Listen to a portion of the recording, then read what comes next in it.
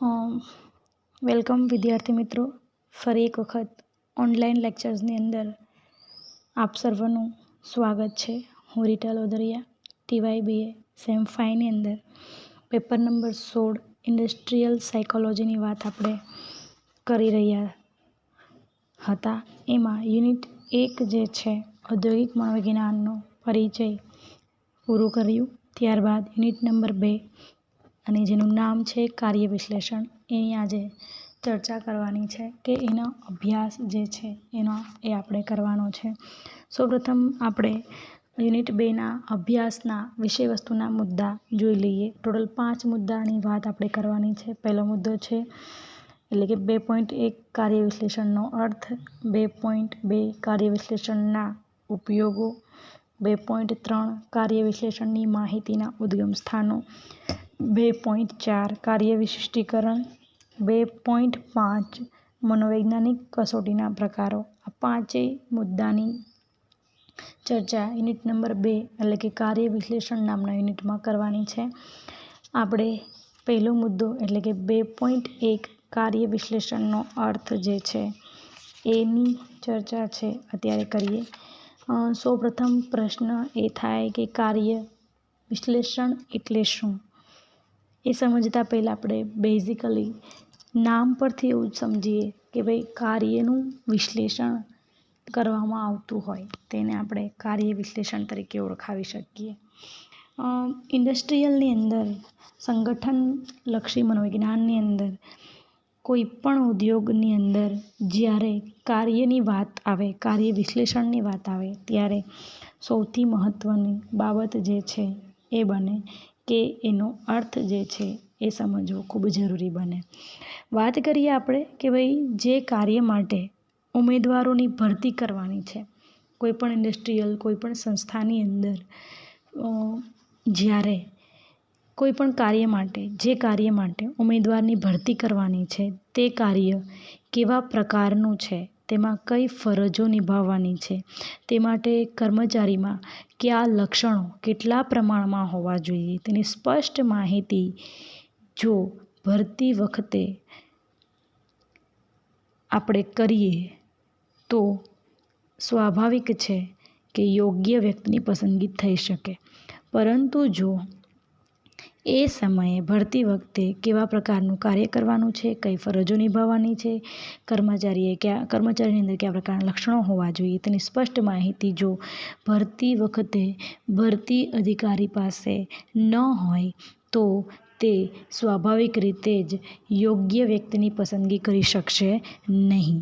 એટલે કે નોકરી માટે આવેલા ઉમેદવારમાંથી કારખાનામાં અથવા તો ઇન્ડસ્ટ્રીયલની અંદર કયા વિભાગમાં કયા કામ માટે કોણ લાયક છે તે નક્કી કરવા માટે ભરતી અધિકારીને કારખાનામાં થતા વિવિધ પ્રકારના કાર્યો અથવા તો તેમની વચ્ચેના પારસ્પરિક સંબંધોનો ખ્યાલ ચોક્કસપણે હોવો ખૂબ જ જરૂરી છે. જ્યારે એ અધિકારીને એનો ચોક્કસપણે ખ્યાલ હશે ત્યારે જ એ યોગ્ય વ્યક્તિની ભરતી છે એ કરી શકશે.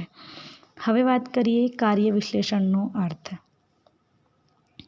કાર્ય વિશ્લેષણના અર્થની અંદર આપણે વાત એવી કરી શકીએ કે ભાઈ બિનજરૂરી થાકનું નિવારણ કરવા માટે અથવા તો અકસ્માતોમાં ઘટાડો કરવા, પ્રેરણામાં સુધારો, આ વગેરે ધ્યેયો સિદ્ધ કરવા માટે પણ કાર્ય પરિસ્થિતિના વિવિધ ઘટકોનું જ્ઞાન હોવું ખૂબ જરૂરી કે અનિવાર્ય છે. આવા બધા જ પ્રકારની માહિતી અને જ્ઞાન પ્રાપ્ત કરવાની પદ્ધતિને આપણે કાર્ય વિશ્લેષણ તરીકે ઓળખાવીએ છીએ. ફરી વખત બોલું છું કે ફરી વખત સમજાવવાનો પ્રયત્ન કરું છું. કાર્ય વિશ્લેષણ એટલે શું?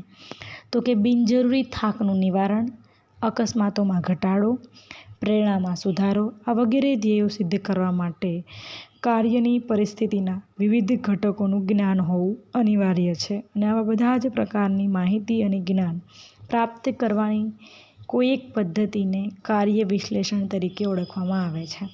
અહીં એણે વાત કરી કે ભાઈ વ્યક્તિને કાર્ય કરવાને લીધે કે કામ કરવાને લીધે થાક લાગે તો એ બરાબર છે, પરંતુ બિનજરૂરી થાક હોય તો એ બિનજરૂરી થાકનું નિવારણ કરવાનું, પછી અકસ્માતની અંદર ઘટાડો કરવાનો અને પ્રેરણામાં સુધારો લાવવા માટે કેટલાક પ્રકારના ધ્યેયો સિદ્ધ કરવા ખૂબ જરૂરી છે. અને જ્યારે એ ધ્યેયો સિદ્ધ કરવા હોય ત્યારે તમારે ત્યાંની કાર્ય પરિસ્થિતિમાં ઉપયોગી એવા વિવિધ ઘટકો અથવા તો બિનઉપયોગી એવા ઘટકોનું જ્ઞાન છે એ હોવું જોઈએ. અને ઉપયોગી અને બિનઉપયોગી બંને પ્રકારના ઘટકોનું જ્યારે આપણને જ્ઞાન કે નોલેજ હોય ત્યારે એ બધા જ પ્રકારની માહિતીનું જેના દ્વારા જ્ઞાન પ્રાપ્ત થાય છે કે માહિતી પ્રાપ્ત થાય છે એ પ્રાપ્ત કરવાની જે પદ્ધતિ છે એને આપણે કાર્ય વિશ્લેષણ તરીકે ઓળખાવીએ છીએ.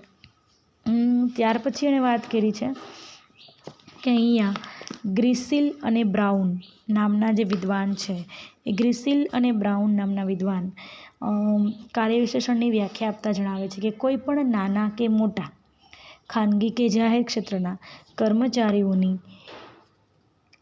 એ જે કર્મચારીઓ છે કર્મચારીને લગતી સમસ્યાઓને જ્યારે હલ કરવી હોય કે એનો ઉકેલ લાવવો હોય તેના ઉકેલ માટેની પૂર્વ આવશ્યક જરૂરી એવી બાબત એ છે કે કાર્યના સ્વરૂપ અને કાર્યની જરૂરિયાત વિશે માહિતી પ્રાપ્ત કરવી જોઈએ. માત્ર માહિતી પ્રાપ્ત કરવી જોઈએ એટલું જ પૂરતું નથી, પરંતુ ગ્રિસિલ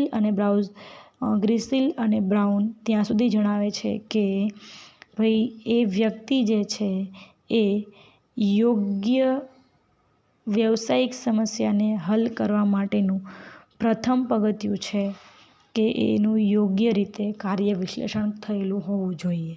જ્યારે એ ક્ષેત્રની અંદર વ્યક્તિનું યોગ્ય રીતે કાર્ય વિશ્લેષણ થયેલું હશે કે એ વ્યક્તિને યોગ્ય કાર્ય માટે નિમણૂક કરશો, એ માહિતી જ્યારે મેળવશો ત્યારે જ કાર્ય વિશ્લેષણ થયેલું ગણાશે, અધરવાઇઝ ગણાશે નહીં. પછી કોઈ પણ ક્ષેત્ર હોય, એ ક્ષેત્ર નાનું હોય મોટું હોય, ખાનગી હોય કે જાહેર હોય, પણ ત્યાં એની પહેલાં સમસ્યા હલ કરવાની હોય એ પહેલાં કેટલીક પૂર્વ જરૂરી એવી બાબતો છે એનું માહિતી કે જ્ઞાન છે મળવું જરૂરી છે. ત્યાર પછી આપણે એવું કહી શકીએ કે ભાઈ કાર્ય વિશ્લેષણની અંદર કર્મચારીની કેટલીક લાયકાતો અને કેટલાક વિવિધ પાસાઓનું પણ ચોકસાઈપૂર્વક રીતે અભ્યાસ છે થવો જોઈએ. હવે અહીંયા ત્યાર પછીની જે વાત છે એ અલગ અલગ વિદ્વાનો કે અલગ અલગ ઔદ્યોગિક મનોવૈજ્ઞાનિકોએ સમજાવી છે. એમાં કાર્ય વિશ્લેષણની વ્યાખ્યાઓની વાત કરી છે. એમાં ટીડ અને મેટકાફ નામના સાયકોલોજિસ્ટ કાર્ય વિશ્લેષણની વ્યાખ્યા આપતા જણાવે છે કે ભાઈ કાર્ય વિશ્લેષણ એટલે કાર્યના સ્વરૂપ અને તેની આસપાસના ઘટકોને જે પ્રસ્તુત કરતી હકીકતો અને કથનોનો વૈજ્ઞાનિક અભ્યાસ છે. શું કીધું એણે? તો કે એની આસપાસના ઘટકોને પ્રસ્તુત કરતી, રજૂ કરતી જેટલી પણ હકીકતો છે એ બધી જ હકીકતોના કથનોનો, દરેક બાબતોનો વૈજ્ઞાનિક અભ્યાસ કરે છે, જેને આપણે કાર્ય વિશ્લેષણ તરીકે ઓળખાવી શકીએ છીએ. એટલે કે એમાં એનું સ્વરૂપ આવી જાય, એના લક્ષણો આવી જાય, એમાં રહેલા અન્ય કેટલાક ઘટકો અને એ ઘટકોની લગતી કેટલીક સત્ય હકીકતો છે અને એ હકીકતોની સાથે સાથે કેટલાક વૈજ્ઞાનિક કથનો અને સિદ્ધાંતો છે, દરેકનો અભ્યાસ છે એ આ કાર્ય વિશ્લેષણની અંદર અનિવાર્ય બને છે, એવું ટીડ અને મેટકાફ નામના મનોવૈજ્ઞાનિક, ઇન્ડસ્ટ્રીયલ મનોવૈજ્ઞાનિક એટલે કે ઔદ્યોગિક મનોવૈજ્ઞાનિકો જણાવે છે. ત્યાર પછીની બીજી વ્યાખ્યા છે જેડી હટકેની વ્યાખ્યા છે. અને એ વ્યાખ્યાની અંદર કાર્ય વિશ્લેષણ એટલે કાર્યના મૂળભૂત ઘટકો નક્કી કરવા અને તે કાર્ય સફળતાપૂર્વક કરવા માટે કર્મચારીમાં કઈ લાયકાત હોવી જોઈએ એ નક્કી કરવું. અહીંયા જેડી હડકે નામના વિદ્વાન એવું કહે છે કે ભાઈ કાર્ય વિશ્લેષણ એટલે કાર્યના મૂળભૂત ઘટકો નક્કી કરવા અને તે કાર્ય સફળતાપૂર્વક કરવા માટે કર્મચારીમાં કઈ લાયકાતો હોવી જોઈએ તે નક્કી કરવું. એટલે કે દરેક કર્મચારીની અંદર કેટલીક બાબતો છે એ રહેલી હોય છે કે જે કાર્યની અંદર પોતે સફળતાપૂર્વક કાર્ય કરી શકે એ માટેની કેટલીક યોગ્યતા અને લાયકાત છે રહેલી હોય છે. તો એ કઈ યોગ્યતા કયા કાર્ય માટે રહેલી છે, કઈ બાબતો કઈ રીતે એમાં એ સફળ થઈ શકશે કોઈ એવું કાર્ય છે એમાં, તો એ કાર્યમાં સફળ થઈ શકે છે. તો એવા કયા પ્રકારની લાયકાત અને કાર્ય છે એ નક્કી કરવા, જાણવા અને સમજવાની વાત અહીંયા કરી છે. ત્યાર પછી ત્રીજી વ્યાખ્યા છે મિલ્ટન બ્લૂમના મતે આપેલી, જે કાર્ય વિશ્લેષણની વ્યાખ્યા છે એના સંદર્ભે છે. મિલ્ટન બ્લૂમ એવું કહે છે કે ભાઈ કાર્ય વિશ્લેષણ એટલે કાર્યના જુદા જુદા પાસાઓ અને ઘટકોના સૂક્ષ્મ ચોકસાઈપૂર્વકનો અભ્યાસ, કર્મચારીએ નિભાવવાની કેટલીક ફરજો અને કાર્ય પરિસ્થિતિ સાથે જ નહીં પરંતુ વ્યક્તિગત કર્મચારીની લાયકાતો સાથે પણ કાર્ય વિશ્લેષણ સંકળાયેલું છે.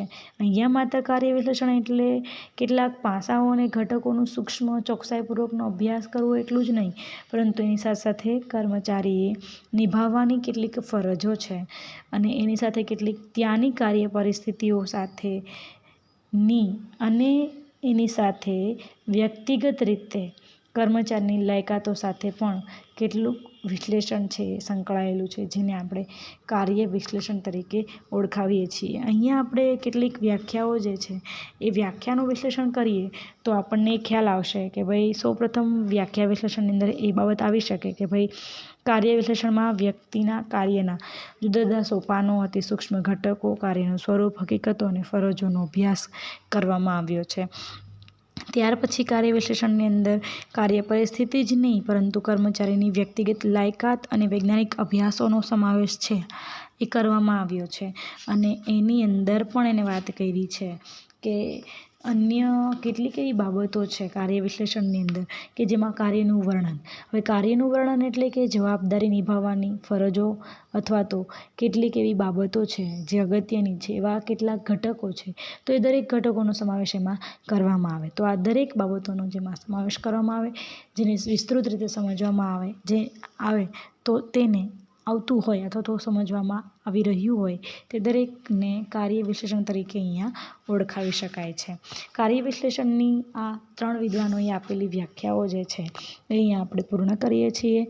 એટલે કે ત્રણેય વ્યાખ્યાઓ જે છે એમાં એક વસ્તુ એણે સમજાવી છે કે ભાઈ કાર્યના ઘટકો, જે મૂળભૂત ઘટકો છે અથવા તો કાર્યના કેટલાક પાસાઓ છે અથવા તો કાર્યની અંદર રહેલું એનું સ્વરૂપ જે છે એ દરેકનો વૈજ્ઞાનિક રીતે અથવા તો વ્યક્તિગત રીતે સમજવાનો પ્રયત્ન કર્યો હોય તો તેને આપણે કાર્ય વિશ્લેષણ તરીકે ઓળખાવીએ છીએ. એટલે અહીંયા કાર્ય વિશ્લેષણ છે એ કોઈ એક સંકુચિત રીતે સમજાવવામાં નથી આવી, પણ કાર્ય વિશ્લેષણને અહીંયા વિસ્તૃત રીતે સમજાવવામાં આવ્યું છે. અહીંયા આપણે 2.1 કાર્ય વિશ્લેષણનો અર્થ કે એની વ્યાખ્યાઓ છે એની વાત પૂરી કરીએ છીએ. હવે પછી નેક્સ્ટ લેક્ચરની અંદર આપણે કાર્ય વિશ્લેષણના ઉપયોગોની ચર્ચા કરીશું. અને કાર્ય વિશ્લેષણના ઉપયોગો જે છે એ ઘણા બધા છે, એની ચર્ચા કરશું આપણે. અત્યારે હાલ એટલું જ. Thank you very much.